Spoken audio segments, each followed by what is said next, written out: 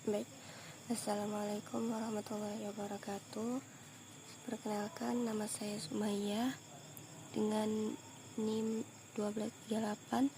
1238242721, kelas D24 dari Prodi PGMI. Tujuan video saya kali ini adalah untuk memenuhi tugas bahasa Indonesia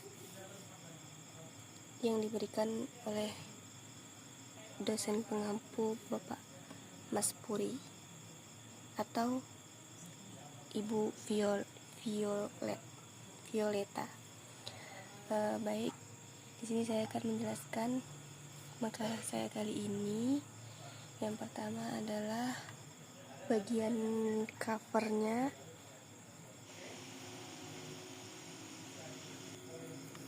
Baik, di sini saya menggunakan untuk judulnya saya menggunakan font Times New Roman ukuran 14. Oke, ini juga sama.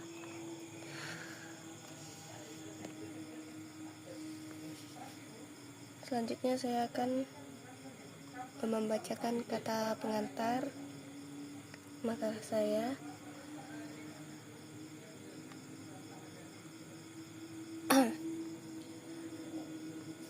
Alhamdulillahirrabbilalamin, dengan menyebut nama Allah Subhanahu wa Ta'ala yang Maha Pengasih lagi Maha Penyayang. Atas berkat dan rahmatnya lah saya dapat menyelesaikan tugas makalah tentang bahasa daerah dan ragam bahasa Indonesia. Ini penulisan tugas makalah ini diajukan untuk memenuhi salah satu tugas yang dosen berikan dalam mata kuliah bahasa Indonesia. Terlepas dari itu semua, saya mengucapkan terima kasih kepada pihak yang telah memberi bantuan kepada saya dalam pembuatan makalah ini.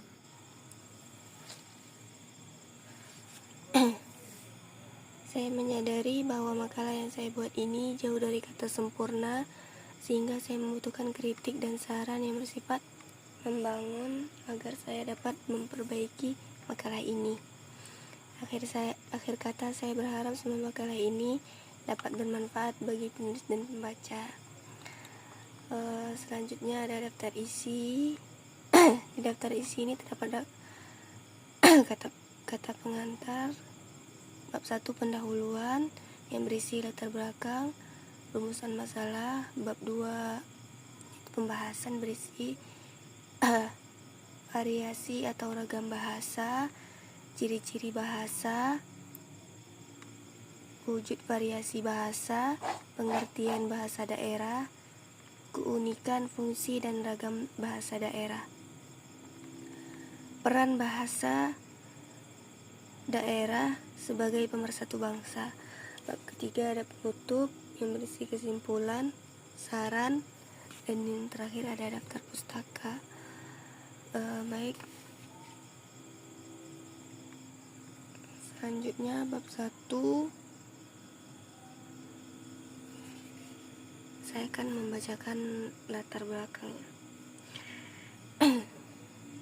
Bahasa Indonesia merupakan bahasa ibu dari bangsa Indonesia yang sudah dipakai oleh masyarakat Indonesia sejak dahulu, jauh sebelum Belanda menjajah Indonesia. Namun tidak semua orang menggunakan tata cara atau aturan-aturan yang benar. Salah satunya pada penggunaan bahasa Indonesia itu sendiri yang tidak sesuai dengan ejaan maupun kamus besar bahasa Indonesia. Oleh karena itu, pengetahuan tentang ragam bahasa cukup penting untuk mempelajari bahasa Indonesia secara menyeluruh, yang akhirnya bisa diterapkan dan dapat digunakan dengan baik dan benar, sehingga identitas kita sebagai bangsa Indonesia tidak akan hilang. Bahasa Indonesia wajib dipelajari oleh semua lapisan masyarakat, tidak hanya pelajar dan mahasiswa saja, tetapi semua warga Indonesia wajib mempelajari bahasa Indonesia. Dalam bahasa Indonesia, di mana ragam bahasa, yaitu variasi bahasa Indonesia yang digunakan berbeda-beda. Ada ragam bahasa lisan dan ada ragam bahasa tulisan. Di sini yang lebih ditekankan adalah ragam bahasa lisan karena lebih banyak digunakan dalam kehidupan sehari-hari, misalnya mengobrol, puisi, pidato, ceramah, dan yang lain-lain.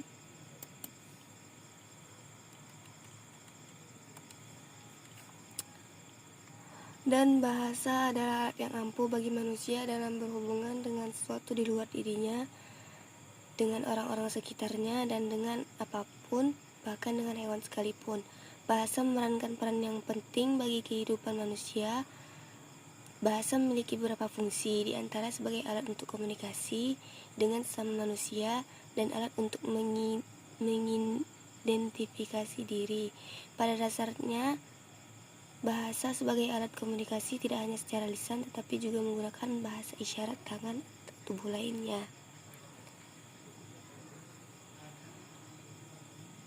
Seperti yang kita ketahui, banyak sekali bahasa daerah digunakan sebagai bahasa berkomunikasi setiap harinya di masyarakat setempat. Hal ini dikarenakan tidak semua masyarakat memahami penggunaan bahasa Indonesia yang baku. Selain itu, masyarakat merasa canggung menggunakan bahasa Indonesia yang baku di luar acara formal atau resmi. Karena itu, masyarakat lebih cenderung menggunakan bahasa Indonesia yang telah teraliviasi oleh bahasa daerah, lebih baik secara pengucapan maupun arti bahasa tersebut.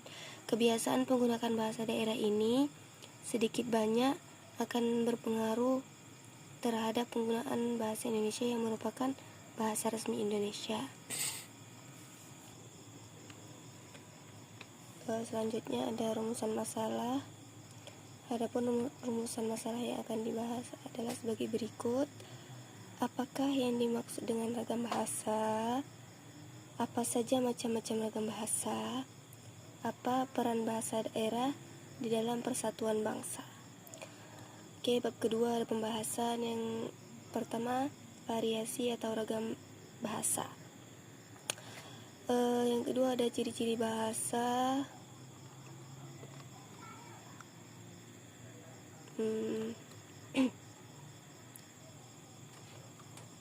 Yang berisi ciri-ciri bahasa. Bahasa adalah sebuah sistem. Bahasa adalah sebuah sistem tanda. Bahasa adalah sistem bunyi. Bahasa digunakan berdasarkan kesepakatan. Bahasa bersifat produktif. Bahasa bersifat unik. Bahasa bersifat universal. Bahasa memiliki variasi. Bahasa sebagai identitas suatu kelompok sosial. Bahasa memiliki fungsi. Wujud variasi bahasa. Variasi bahasa dari segi penutur, variasi bahasa berdasarkan pendidikan, variasi bahasa berdasarkan gender, variasi bahasa berdasarkan pekerjaan, variasi bahasa berdasarkan kebangsawanan. Variasi bahasa berdasarkan keadaan sosial ekonomi. Yang kedua, variasi bahasa menurut pemakai bahasa. Yang ketiga, ada variasi bahasa dari segi pemakai bahasa. Yang keempat, variasi bahasa dari segi keformalan. Yang kelima, variasi bahasa dari segi sarana. Oke, ada selanjutnya pengertian bahasa daerah. Bahasa daerah adalah identitas budaya suatu daerah atau wilayah.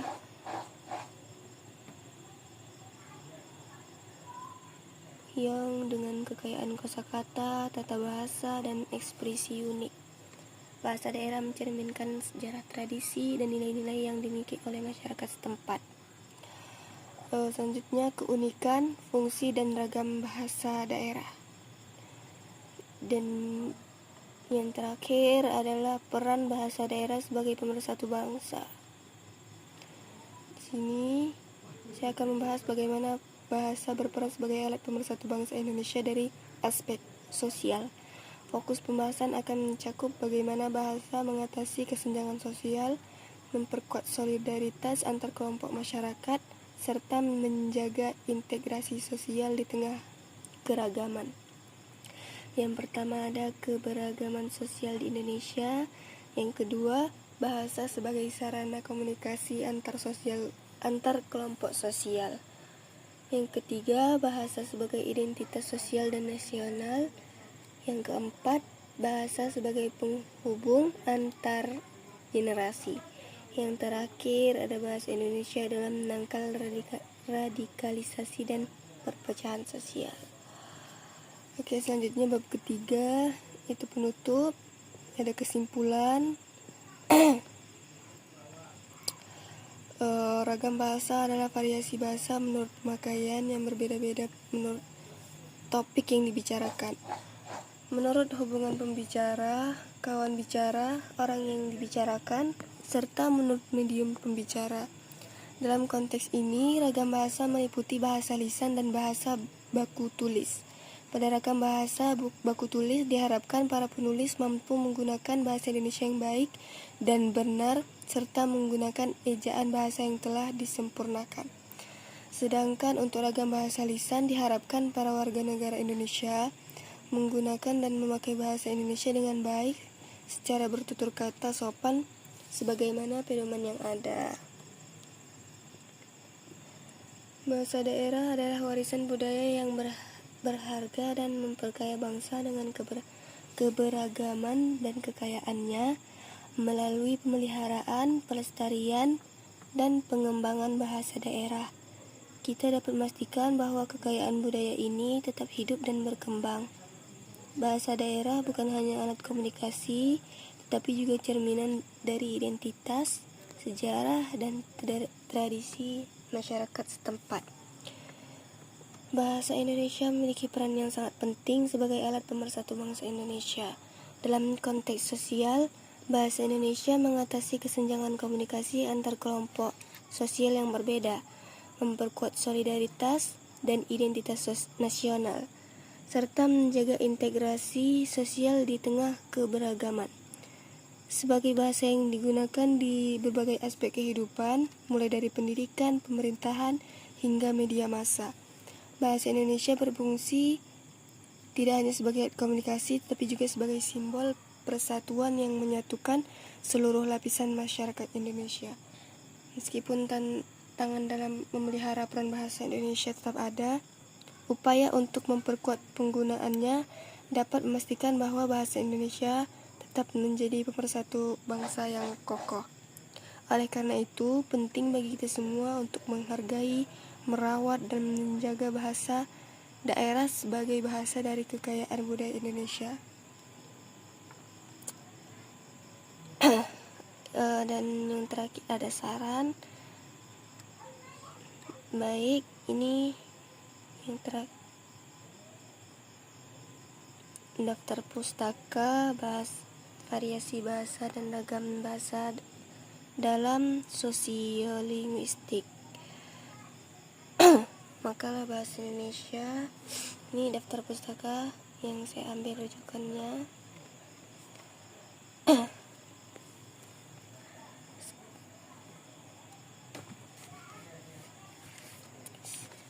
Sekian yang bisa saya sampaikan. Mohon maaf apabila masih banyak salahnya dan belum sempurna. Semoga dengan adanya tugas ini saya bisa mengambil banyak manfaat dan lebih banyak belajar lagi. Sekian, Assalamualaikum warahmatullahi wabarakatuh.